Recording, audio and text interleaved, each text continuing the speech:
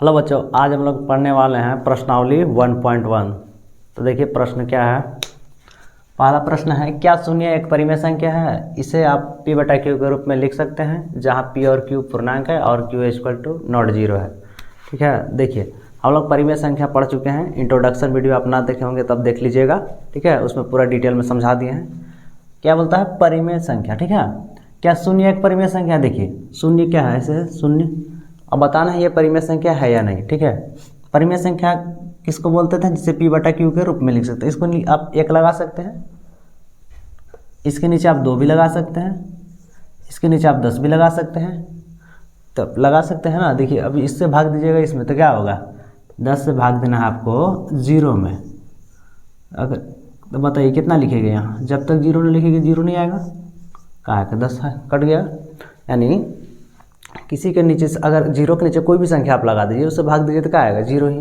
तो 0 के नीचे आप कोई भी संख्या लगा सकते हैं। ठीक है, तो देखिए क्या बोला, क्या शून्य एक परिमेय संख्या है? तो हाँ,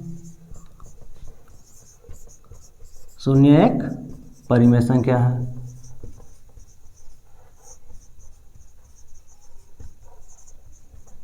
क्या इसे आप p बटा q के रूप में लिख सकते हैं? हाँ लिख सकते हैं। हाँ, इसे p बटा q के रूप में लिख सकते हैं। जैसे में देखिए, जैसे 0 बटा का हो जाएगा 1 हो जाएगा। इसी प्रकार से आप और लगा दीजिए, 0 बटा 2 लगा दीजिए, 0 बटा 5 लगा दीजिए। सबका वैल्यू कितना है? 0 ही है, इत्यादि। यही आपका प्रश्न था। फिर बोला जहाँ p और q क्या है? पूर्णांक है। तो देखिए p और क्या है? q। ऊपर वाला को p बोलते हैं, नीचे वाला q क्या है? पूर्णांक है। हाँ पूर्णांक। पूर्णांक में क्या होता है? माइनस प्लस दोनों होना चाहिए। देखते हैं क्या है। 3 और 4 के बीच 6 परिमेय संख्या ज्ञात कीजिए। बोला 3 और 4 के बीच में 6 परिमेय संख्या आपको निकालना है। ठीक है, या तो इसको शॉर्टकट फॉर्मूला से बनाना है तो ऐसे बना दीजिए। 3 और 4 के बीच में क्या आएगा? इसको लिख दीजिए 3.1, 3.2, 3.3, 3.5 भी लिख सकते हैं, 3.6, 3.7। कहाँ तक जा सकते हैं? 9 तक जा सकते हैं। 9 के बाद में 10 आएगा। एक तो ऐसे भी बन सक गया। अब दूसरा नियम से इसको बनाना है तो भी बन जाएगा। देखिए दूसरा नियम से कैसे बनाएंगे।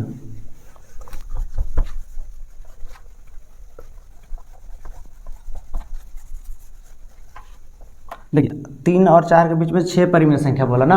6 परिमेय संख्या बोला तो आपको हर को देखिए बनाना होगा 6 परिमेय संख्या के लिए।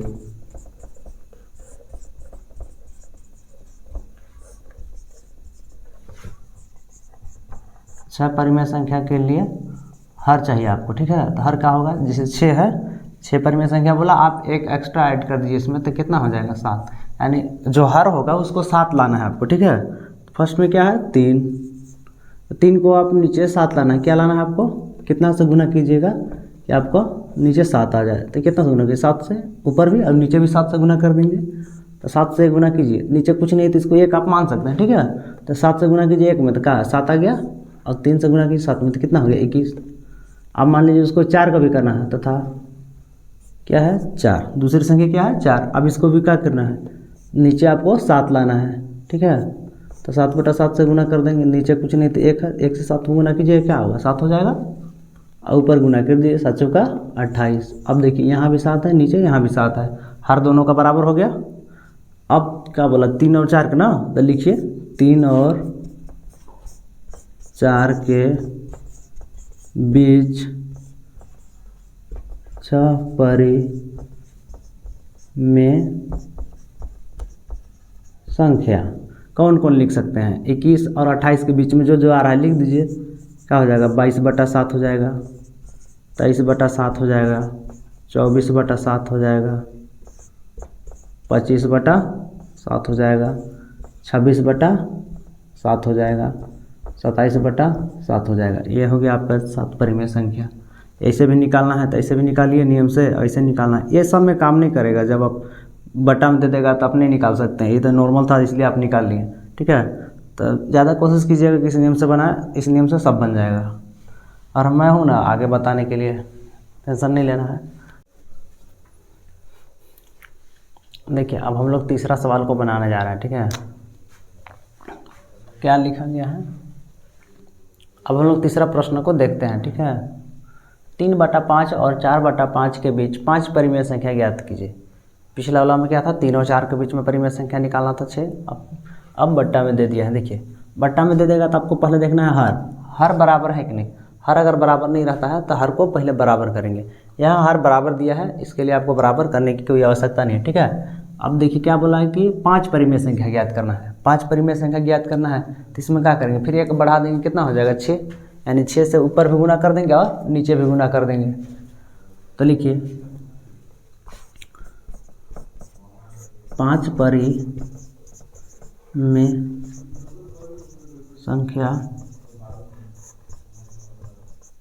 ज्ञात करने के लिए हर का हो जाएगा 5 + 1 यानी 6 होना चाहिए, ठीक है। पहला क्या दिया गया है 3/5, 3/5 दिया है। अच्छा हर कितना होना चाहिए 6, तो 6 से गुना कीजिए इसको, कितना हो जाएगा 6 × 18, 6 × 5 = 30। अब कौन है, एक 4/5 है, ठीक है। 4/5 को भी लिखिए, हर कितना है 6, तो 6 से अंश और हर दोनों में गुना, जब भी गुना कीजिएगा अंश और हर दोनों में गुना कीजिएगा। अंश और हर गुना करते हैं कोई प्रभाव पड़ता नहीं है क्योंकि ये कट भी जाता है, ठीक है। इसीलिए अंश और हर में एक ही संख्या से गुना किया जाता है। तो 6 जगह कितना हो गया 24 और 6 × 5 = 30। देखिए अब क्या है 3/4 और 4/5 के बीच में परिमेय संख्या आ गया। 18 और 24 के बीच में जो भी है वो लिख दीजिए। 6 परिमेय संख्या और 5 परिमेय संख्या निकालने के लिए बोला था, 5 परिमेय संख्या आ जाएगा। देखिए कौन कौन हो जाएगा, एक हो जाएगा आपको, देखिए 18 के बाद क्या है 19, 19/30 हो गया, 20/30 हो गया, 21/30 हो गया, 22/30 हो गया, 23/30 हो गया। 24 के बीच में तो आपको लाना ही था। देखिए 1 2 3 4 5, क्या बोला था 5 परिमेय संख्या ज्ञात कीजिए। 5 परिमेय संख्या हो गया। या फिर इसको आपको दशमलव में बनाना चाहते थे, दशमलव में बना सकते हैं। तो इसको भाग दे दीजिए, जितना आएगा वो लिख दीजिए, इसको भाग दीजिए, जितना आएगा वो लिख दीजिए, उनका जो बीच में आएगा उनके बीच वाला को लिख दीजिए। आप वैसे ही बना सकते हैं, ऐसे ही बना सकते हैं। अगर जिसका भागा कमज़ोर है आराम से इससे बना सकते हैं। अब हम लोग चौथे प्रश्न की ओर देखते हैं, ठीक है। देखिए नीचे दिए गए कथन सत्य है या असत्य कारण के साथ बताना है। अब बताना है कि ये कौन सही है कौन गलत है और कारण भी देना है, ठीक है। फर्स्ट में क्या दिया गया है, प्रत्येक प्राकृत संख्या एक पूर्ण संख्या होती है। प्राकृत संख्या आप पढ़े होंगे तो पता होगा कि प्राकृत संख्या 1 से चालू होते हैं, यानी गिनती की संख्या को प्राकृत संख्या बोलते हैं। उसमें अगर 0 पहले लगा दिया जाए तो उसका बोलते हैं पूर्ण संख्या बोलते हैं। तो वही बोल रहा है कि जो प्राकृत संख्या है पूर्ण संख्या होगी, हाँ होगी। प्राकृत संख्या 1 से चालू होता है, अब पूर्ण 0 से होता है। तो जो प्राकृत वाला है वो पूर्ण में चल जाएगा, 0 उसका तो एक्स्ट्रा बचा ही रह जाएगा ना। तो क्या हो गया, ये सत्य हो गया, सत्य है। इसका कारण पूछेगा तो क्या बोलिएगा, क्योंकि प्राकृत संख्या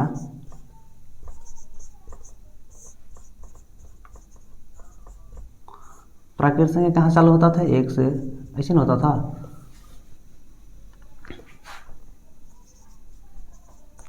और पूर्ण संख्या कहाँ से चालू होता था, 0 से। 0 से पूर्ण संख्या कहाँ चालू होता था, 0 से। तो जो भी एक प्राकृत संख्या वाला है 1 से, अब देखिए इसमें सब चल जाएगा कि नहीं, चल जाएगा। तो इसलिए क्या हो गया, ये सत्य हो गया। फिर दूसरा क्या है, प्रत्येक पूर्णांक एक पूर्ण संख्या होती है। पहले तो पता होना चाहिए कि पूर्णांक किसको बोलते हैं। पूर्णांक में देखिए हुआ माइनस और प्लस दोनों रहता है, उसी को पूर्णांक बोलते हैं। ऋणात्मक भी रहेगा और धनात्मक भी रहेगा और 0 भी रहेगा, सब संख्या रह सकता है पूर्णांक में। तो एक पूर्ण क्या है, पूर्ण संख्या होती है। अब बताना है कि पूर्ण संख्या बताइए, पूर्ण संख्या पढ़े ना अभी, क्या पूर्ण संख्या कहाँ से चालू होता था, 0 से। अब आपको 0 से चालू हो रहा है तो जब माइनस उसमें डालिएगा तो कहाँ से होगा, नहीं होगा। तो वही बोला कि प्रत्येक पूर्णांक माइनस में भी है, तो जितना भी माइनस वाला रहेगा वो तो पूर्ण संख्या नहीं होगा। तो यहाँ बोल रहा है कि सभी पूर्ण का प्रत्येक पूर्णांक यानी जितना भी पूर्णांक है पूर्ण संख्या होती है, तो नहीं होती है। क्यों नहीं होती, क्योंकि पूर्णांक में माइनस वाला भी होता है, ठीक है। तो इसको क्या लिखेंगे, असत्य, क्योंकि पूर्णांक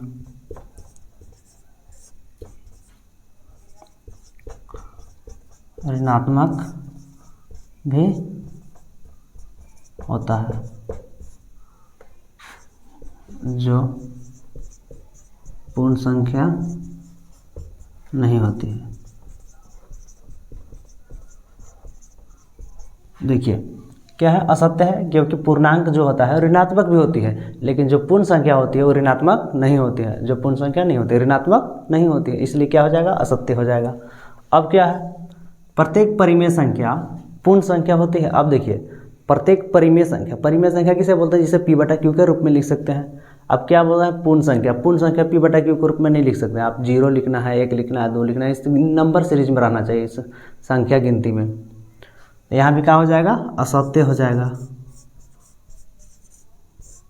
असत्य क्यों, क्योंकि परिमेय संख्या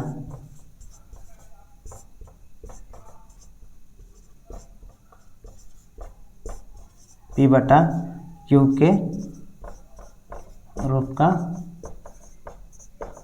होता है।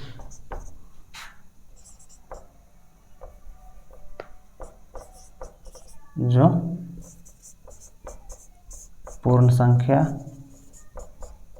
नहीं होता है। आप कहिएगा परिमेय संख्या ऐसे भी तो होगा, 4 है तो भी तो परिमेय संख्या है, लेकिन आप इसे भी परिमेय संख्या बोल रहे हैं तो आप इससे भी तो परिमेय संख्या बोल सकते हैं। 4 बटा अगर 5 है तब इसको परिमेय संख्या बोलिएगा ना, तो ये भी परिमेय संख्या। तो क्या आप ये 4 तो पूर्ण संख्या हो जाएगा, लेकिन 4 बटा 5 क्या पूर्ण संख्या हो जाएगी, नहीं होगी ना। यही सवाल बोला कि प्रत्येक परिमेय, यहाँ सभी ने कुछ परिमेय संख्या नहीं बोला है, कुछ परिमेय संख्या बोलता तो हो सकता था पूर्ण संख्या, लेकिन बोला कि प्रत्येक यानी सब परिमेय संख्या क्या पूर्ण संख्या हो जाएगी, नहीं।